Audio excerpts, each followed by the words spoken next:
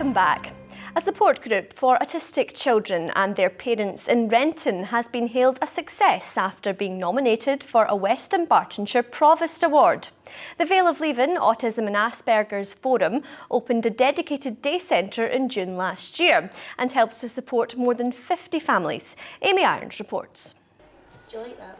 Yeah. Angie's son Jack was diagnosed with autism when he was 3 years old. It really felt like we were the only people in the world. It was really, I don't know, I was about 6 months pregnant at the time when Jack was diagnosed as well, so, and it was like 2 days before Christmas, so it was a really emotional time.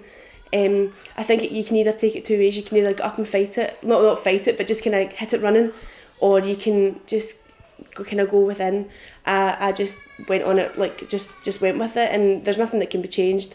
I done as much research as I could. I looked out for different kind of support groups, different activities, that kind of thing that I could go and do to kind of just push, just to get ourselves out there and kind of push it. Taking it in her stride, Angie set up a small support group so she could meet other parents with autistic children. Along with mum of two, Paula, she set up the Vale of Leven Autism and Asperger's Forum. The service, which started off as a meeting group in a cafe, has now moved to a permanent building in Renton, which offers daily support to more than 50 families. It feels really good to kind of look back and think that these were all kind of big pipe dreams. We thought maybe 10 years down the line this will happen, and a lot of the things we've always been wanting to do is kind of raise awareness as well. It's not just raising funds or having a place for our children, it's raising awareness for this condition that's so unheard of, and obviously it's kind of is getting more heard of now, but still, because it's a hidden disability, I find when I walk down the street with Jack, if he's having a meltdown or if I need to pop to Asda, we'll get stared at because he'll be acting differently. For the parents here, it gives them security and peace of mind. We obviously do try to take our children to kind of mainstream typical clubs and that kind of thing, but they just don't fit in, and we're constantly, don't do that, don't make that noise, keep your hands down, all that kind of stuff, and we don't need to do that here. So obviously the children are more relaxed and the parents are more relaxed also, and that has to be a benefit for everyone. He's in amongst the other children, and it's like kind of normality for him. The way it is for other children to be out playing like in a park and stuff like that. If it wasn't for here, we'd be stuck in the house all the time. With the group now well established in West Dunbartonshire, these mums want to help even more families get that much needed support. Amy Irons, STV News. Well, I'm now joined by Angie Davis, who we saw there from the Vale of Leven Autism and Asperger's Forum, and Charlene Tait from Scottish Autism. Thank you very much to both of you for joining us on STV Glasgow. Coming to you first, Angie, congratulations on the Provost Award. Oh, thank you. How does it feel to be recognised in that way? It feels great. Just to be even kind of nominated, it really feels fantastic. So tell us about why you set up the service. We kind of started. Jack was diagnosed and we found the support, there was nothing, we felt really alone, and I seen that Paula had done an event and it was in the local paper, and I seen it on Facebook. I kind of found her on Facebook, and it took me 3 days to kind of build up the courage to message her and I did, and I went into her house, we met, with a chat, and we just really got on. She had, her son Liam was the same age as Jack, she had a new baby, I had a new baby, so we just kind of really hit it off and kind of took it from there. So was it quite difficult for you initially when Jack was diagnosed? What was that like? Yeah, it honestly felt like the end of the world. It felt like we were the only people in the world to have a child with autism. And it took a few days to kind of pick ourselves up, dust ourselves down, and just thought, we just need to go on with this.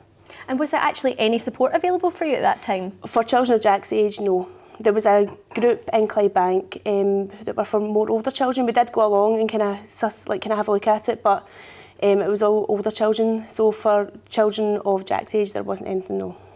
And coming to yourself, Charlene, obviously we hear a lot about the autism spectrum. How many people in Scotland actually have autism, and how does it vary across the spectrum? Well, we reckon there are about 1 in 100 people with autism in Scotland. That's the sort of estimated figure, which would make for about 50,000 people across Scotland. There is huge variability across the spectrum, and I think the key thing for people to remember is that for every individual, the impact of autism will be unique. However, there are some common features that all people with autism will have a degree of challenge and difference with, and those are with areas like social communication, social interaction, and with flexible thinking and social imagination, which is not to say be confused with creative or artistic imagination. It's more the kind of thinking that would enable you to be flexible in your behaviour, to anticipate events, to think futuristically, to plan, to adapt to change. And those are some of the core issues for people with autism. We also find people with autism sometimes have heightened sensory processing experiences, and so they find everyday activities like going to a supermarket, being in a swimming pool, being in a classroom, sometimes very overwhelming in terms of the visual and auditory stimuli in those kinds of environments. And do you find, Charlene, that there's still stigma attached to autism, or has our understanding improved? I think that's an interesting question. I'm not sure if it's stigma, although I think some people on the autism spectrum would probably say they have experienced that. I think there's a lot of misunderstanding about autism, and people sometimes have an image of a child with autism as being very isolated, very non-verbal, non-communicating, non-interacting. But as I said, there's a wide range of presentation, and we know people with autism who, they desperately want friends, they want to be in the world of work, they want to have relationships, and so there's a huge variability. So I think the issue is more of sometimes people maybe have a narrow view of what autism is, when in actual fact this wide spectrum of presentation is the reality.